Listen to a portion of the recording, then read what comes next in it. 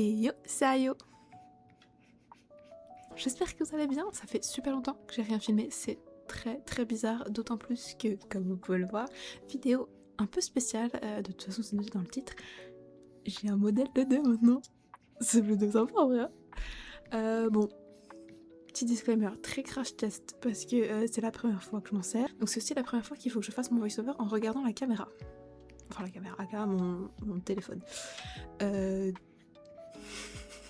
Je suis pas sûre que ça va bien se passer. C'est aussi pour ça que j'ai fait mon rig très stiff, parce que je sais très bien que c'est pas possible, je peux pas faire le voice-over en regardant la caméra. Bref, aujourd'hui, je vais vous montrer comment j'ai dessiné ce modèle. Je ne vais pas vous montrer comment je l'ai rig parce que je ne savais absolument pas ce que je faisais, je ne sais toujours pas ce que j'ai fait, honnêtement. Peut-être qu'il y aura des modifications dessus par la suite, je ne sais pas encore, ce serait bien. Parce que j'ai tout rig sur la version gratuite de Live2D. Je ne sais pas pourquoi je vis en mode difficile, hein, mais sinon c'est pas drôle. En vrai, j'ai bien fait parce que j'étais très longue à rig et c'est quoi, c'est 1 mois laissé gratuit. Je savais qu'il me faudrait plus longtemps que ça. Donc peut-être qu'un jour on se refera un vrai modèle bien rigué en prenant l'essai gratuit. En attendant, on se contentera de celui-là. Pour ce qui est du dessin, j'y suis vraiment allée avec mon style habituel, sauf que j'ai beaucoup plus de calques. Je sais pas s'il y a un moyen de savoir combien on a de calques en tout sur Krita, ce serait intéressant, mais il y en a vraiment beaucoup. Bon, je savais que j'allais pas forcément faire un rig très détaillé, mais je voulais faire en sorte que si un jour l'envie me prend de re-rig ce modèle, je puisse le faire. Si je voulais peut-être lui changer ses vêtements, je voulais pouvoir le faire.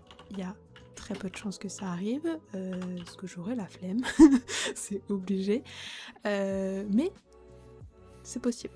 J'y suis allée avec ma technique habituelle, bon j'ai galéré sur le brouillon, alors d'ailleurs j'ai pas encore essayé de récupérer le timelapse, mais j'ai eu un problème, je n'ai aucune idée de ce qui s'est passé, mais je ne peux pas récupérer le début du timelapse. Ça a été le cas sur tous les dessins que j'ai fait à cette période. Je ne sais pas ce qui n'a pas fonctionné parce que j'ai bien les images, mais il les trouve pas.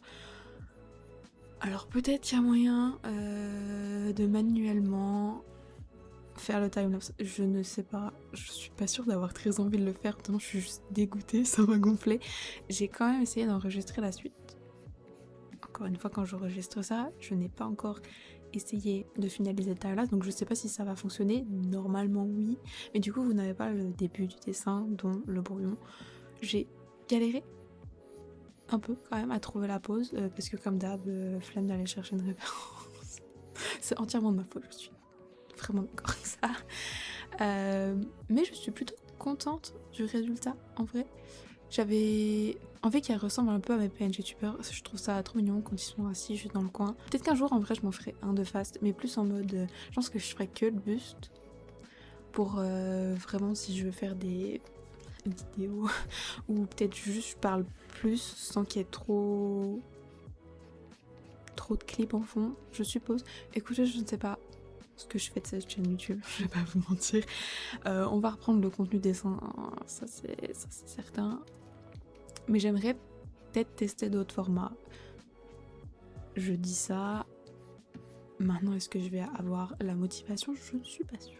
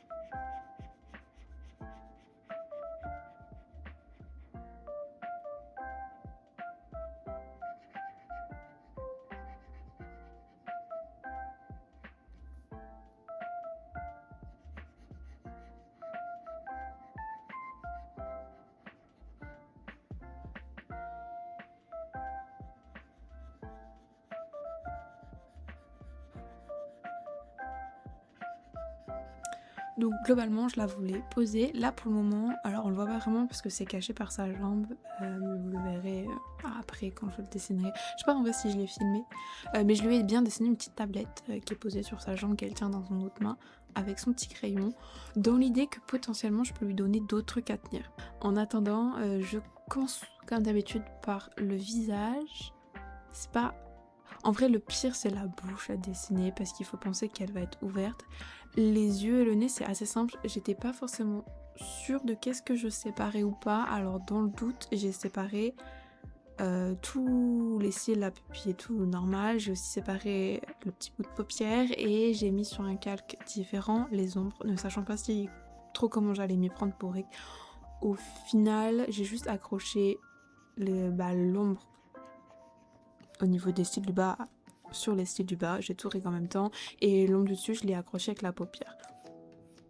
Sinon je dessine vraiment comme d'habitude. J'ai découpé mes calques au fur et à mesure que je dessinais. Je n'aime pas faire un dessin complet, découper et puis du coup devoir refaire le dessin propre parce que tout était attaché et que je suis pas capable de tout couper de manière très propre. Flemme. Alors en vrai je dis flemme, j'ai peut-être perdu du temps à faire ça, mais c'était plus confortable. Alors c'était un peu prise de tête parce que du coup à chaque fois que je dessinais un truc, il fallait décider est-ce que je le sépare, à quoi je l'attache ou pas. J'essaie de séparer un maximum de choses en me disant pareil, si un jour je veux le régler correctement, ce sera plus simple si c'est séparé. Alors du coup, à chaque fois que je dessinais un élément, je le mettais sur son propre calque. J'ai pour une fois renommé mes calques, ce qui est un peu dommage parce qu'après je mets la couleur en dessous et quand tu fusionnes les deux calques, ça prend le nom du calque du dessous. Donc j'ai dû tout renommer après, je le savais en rien, mais là j'avais besoin de... pour pas me perdre, donc tant pis, j'ai fait le travail 2 fois. Donc globalement je fais tout mon line en une fois, comme je fais d'habitude pour mes dessins, c'est là que je découpe un maximum. Je n'organise pas les choses dans l'ordre, parce que après, avec la couleur, il y a des éléments qui vont en cacher d'autres parce qu'ils vont être devant, par exemple son bras va être devant son torse, logique. Là, je n'en suis pas encore arrivée à tout organiser. J'ai d'abord dessiné normalement, tout mis sur des calques séparés dans l'ordre que je les ai dessinés. J'avoue que je n'ai pas regardé de vidéo ou de guide ou quoi sur la séparation parce que, comme je vous l'ai déjà dit, j'avais déjà dessiné un VTuber, j'avais déjà commencé un petit peu à la rig. Donc j'avais regardé à l'époque, là j'avoue que je n'y suis pas revenue. Et en vrai, j'ai pas trop fait d'erreur, en tout cas ça m'a pas bloqué dans mon rig à moi. Là, ce que j'ai fait, c'est que j'ai fait mon brouillon sur un seul calque. Enfin, mon brouillon. J'avais déjà un brouillon, mais j'ai repassé mon brouillon sur un seul calque. Et après, je suis venue découper. Là, en l'occurrence, sur sa frange, je l'ai séparé en 3. Donc, je suis venue découper les 3 morceaux. J'ai mis chacun sur leur calque. Et là seulement, je suis venue parfaire mes traits. Donc, bien repasser dessus, gommer ce qui n'allait pas et les faire jolis. Je fais le second brouillon, on va dire, en un seul calque parce que c'est plus facile et parce que honnêtement il y a un peu de traits, c'est dessiner rapidement, c'est pas très confortable de dessiner un peu, mettre un autre calque, redessiner un peu, mettre un autre calque. Et le but là c'était de pouvoir, s'il y avait des proportions à modifier, etc., que tout soit sur le même calque, c'était plus facile parce que ça veut dire que je pouvais tout modifier en une fois. Et une fois que ça me convenait, que j'en étais à l'étape où juste je faisais un trait plus joli, là j'ai séparé.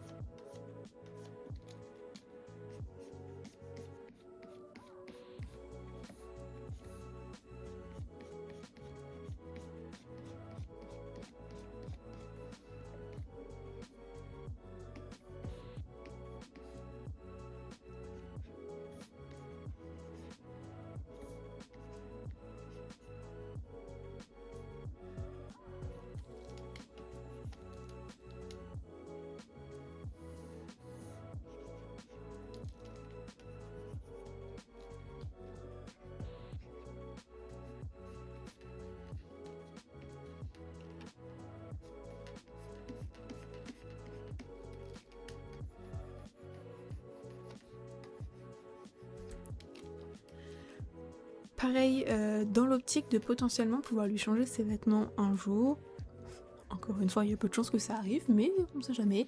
J'ai décidé de dessiner son torse en entier, en dessous des vêtements, même si en vrai il sera fort caché. Pas entièrement, parce que je lui ai pas fait sa chemise que je faisais habituellement, j'avais envie de lui changer ses vêtements un peu. Donc j'ai fait un truc un peu plus ouvert, donc on va voir un peu ses épaules et ses bras. Mais comme ça, si plus tard je veux changer, j'ai déjà mon squelette, j'ai déjà les bonnes proportions et j'ai juste à poser les nouveaux vêtements dessus. J'ai décidé d'ajouter pas mal de petits motifs comme ça un peu partout parce que juste le haut de base c'était un peu triste. J'avais pas nécessairement envie de trop faire de dentelle ou quoi. J'avoue que je savais pas trop quoi faire comme motif, sachant que j'avais pas très envie de faire trop de couleurs non plus. J'avais envie que ça reste plus facile pour moi parce qu'honnêtement, encore une fois, peindre c'est pas mon fort et c'est pas ce que je préfère faire et je savais que j'allais y passer beaucoup de temps. Donc j'ai décidé que j'allais faire des... Ouais, comment on appelle ça? Cyber Sigilism, comme je fais d'habitude mes petits motifs de base. J'avoue que là j'ai fait mon brouillon vite fait, ça convenait plus ou moins, je suis venue repasser. J'ai profité du fait qu'on est en digital pour juste copier-coller ce que je faisais d'un côté pour après le miroir et le mettre de l'autre côté. Je suis venue un petit peu le modifier parce que évidemment elle n'est pas de face, donc ça pouvait pas être symétrique parce que ça aurait été bizarre en termes de proportion, donc je suis venue un peu le modifier. J'ai pas été méga exacte, mais il n'y avait pas besoin. Et donc j'ai fait ça avec tous les petits motifs.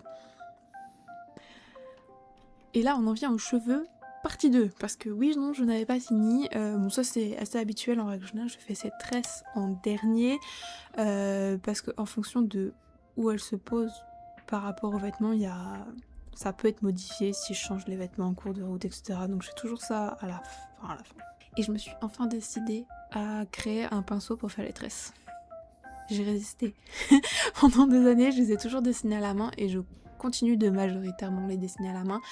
Mais là, j'avais pas la foi parce que c'était très long et c'était très grand et je me suis dit non, allez, c'est un peu ridicule. Alors, c'est loin d'être parfait. Je sais pas exactement comment les gens le font. Je l'ai fait comme j'ai créé mes tampons, donc c'est juste que j'ai dessiné un tout petit bout de la tresse. Et après, j'ai tenté de faire mes réglages pour que, en faisant un trait, il s'emboîte correctement. Je peux pas vraiment tourner avec, donc c'est surtout pour quand elle tombe droit. Donc je suis venue redessiner un peu à la main après. Ce que le pinceau n'avait pas pu faire, je suppose qu'il y a moyen de faire un pinceau qui marche même quand tu tournes et tout. On verra plus tard. Ok, c'est déjà pas mal, j'ai un pinceau pour faire les traits. Je vais arrêter de tout le temps le dessiner entièrement à la main. Donc une fois que j'ai terminé ça, après vient la joie de faire les aplats de couleurs. Donc là c'était très important parce que du coup ça va déterminer l'ordre de mes calques, parce que comme je l'ai dit précédemment, par exemple le bras va cacher le torse, donc il faut bien que le calque du bras soit au-dessus. Je fais toujours ma couleur juste en dessous mon line, ce qui explique le nombre très élevé de calques ici. C'est que du coup pour chaque partie, donc là par exemple son coude, il a un calque de line qui est séparé tout seul, au cas où je voulais bouger les bras. Donc je lui mets sa couleur juste en dessous. Et vous pouvez le voir que j'ai mis un peu en transparence le bras par exemple pour voir ce que je faisais.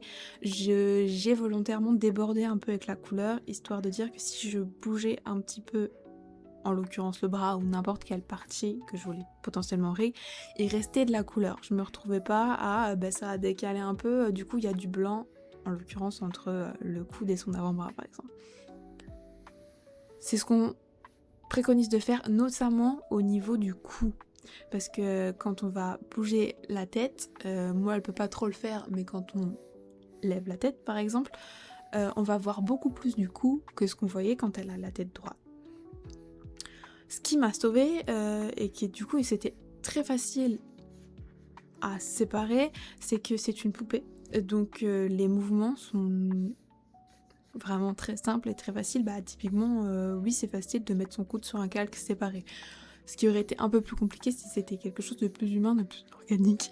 Notamment au niveau du cou, c'était très facile parce que j'ai juste mis une petite boule là, comme si sa tête reposait dessus. Je l'ai dessiné en entier, j'ai pu faire mon line, etc. Et on voit un peu, encore une fois, je l'ai pas fort rig, mais on voit un peu que c'est arrondi quand je pense la tête là. Enfin bref, une fois que j'ai tout séparé, que j'ai fait tous mes aplats, je viens verrouiller mon calque de couleur et par-dessus je viens mettre un petit peu de détail. Comme d'habitude j'en ai pas trop fait, parce que là c'était pas le but. Je suis venue détailler surtout au niveau du visage. Là pour le coup j'ai rien séparé vu que j'avais déjà séparé les ongles. Et vu que mon visage ne bouge pas trop, c'était pas dérangeant. Pareil pour les cheveux, je viens mettre un petit peu de couleur avec un pinceau qui fait un peu feutre pinceau et je suis venue ajouter des petits éclats de peinture blanche comme je fais d'habitude. Et une fois que j'ai terminé tout ça, je sauvegarde une copie de ce fichier au cas où je vais modifier quelque chose. Et je me permets après du coup de fusionner tous mes lines avec tous mes calques de couleur. C'est le genre de truc que je fais d'habitude sur le même fichier. Là je l'ai pas fait parce qu'il y avait vraiment beaucoup de calques et je voulais pas que ça rame de trop quand je travaillais sur le fichier en question. Maintenant j'ai pas eu besoin de modifier quoi que ce soit pour le moment. Donc c'est pas nécessaire, mais typiquement si je voulais changer les vêtements, peut-être que ça me serait pratique de pouvoir séparer ma couleur et mon line.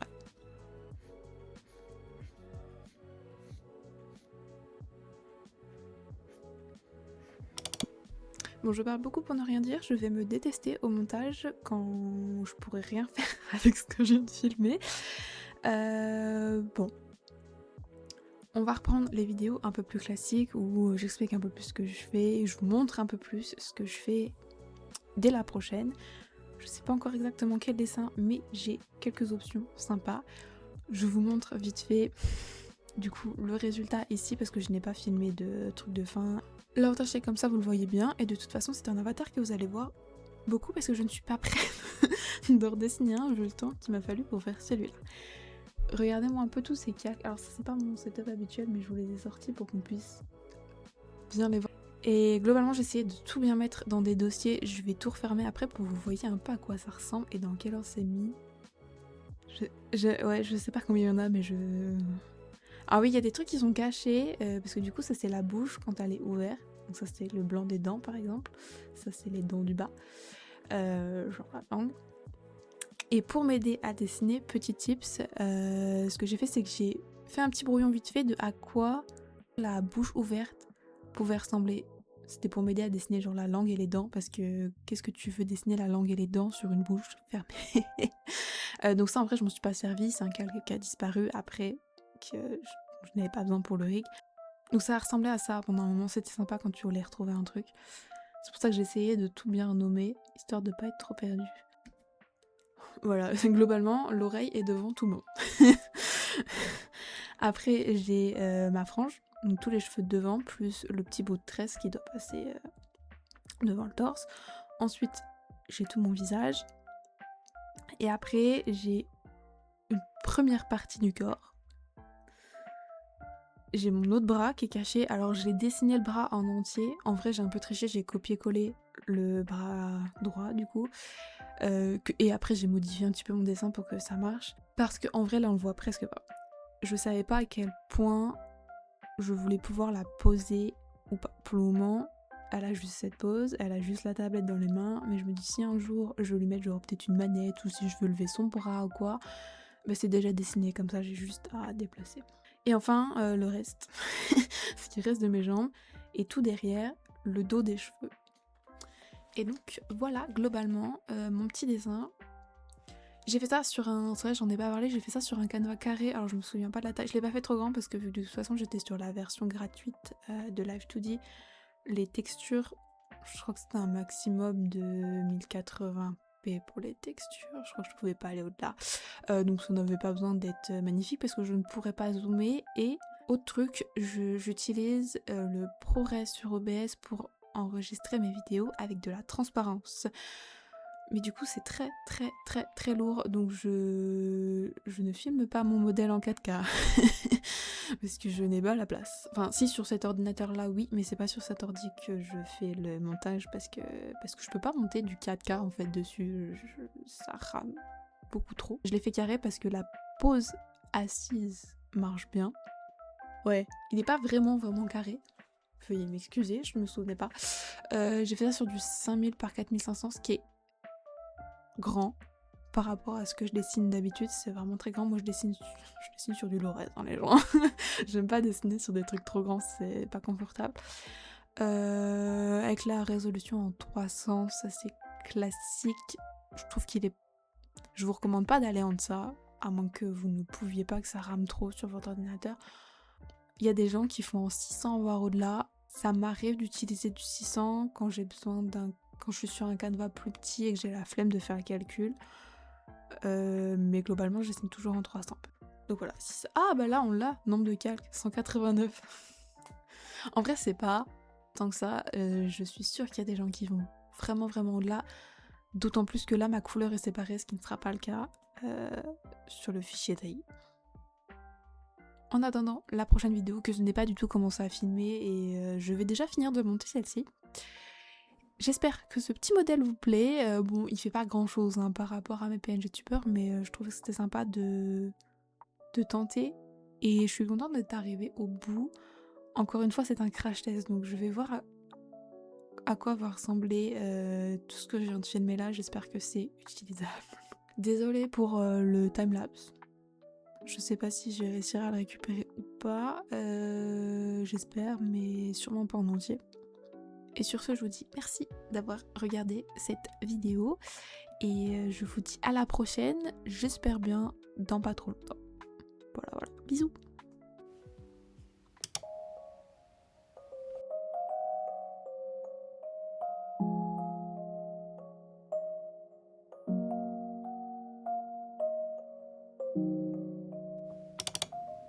Petit clip bonus du setup.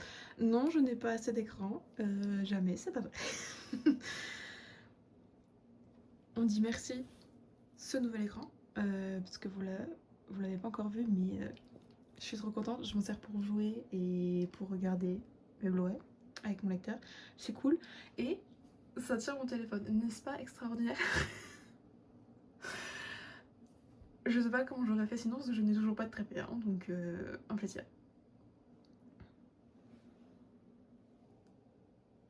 Voilà, sur ce, à bientôt.